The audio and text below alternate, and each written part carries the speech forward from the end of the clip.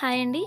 ఈరోజు టమాటోతో రోటి పచ్చడి ఎలా ప్రిపేర్ చేసుకోవాలో చూపిస్తున్నానండి. ఇది నెయ్యి వేసుకొని తింటే చాలా బాగుండిద్దండి.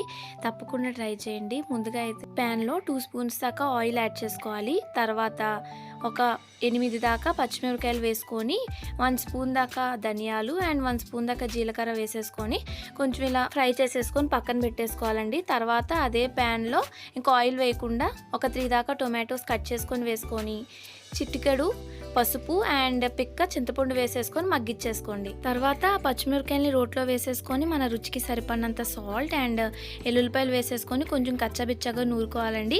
తర్వాత టొమాటోని కూడా వేసేసుకొని ఇలా కొద్దిగా కచ్చబిచ్చగా నూరుకున్నాక ఒక ఆనియన్ వేసుకొని మెత్తగా రోట్లో బాగా పేస్ట్లా రుబ్బేసుకోవాలండి. తర్వాత తాలింపు పెట్టేసుకుందామండి. పచ్చెనపప్పు, ఆవాలు, ఎండుమిరపకాయలు, వెల్లుల్లిపాయలు, కరివేపాకు వేసేసి తాలింపుని పచ్చడిలో మిక్స్ చేసుకొని నెయ్యి వేసుకొని తింటే చాలా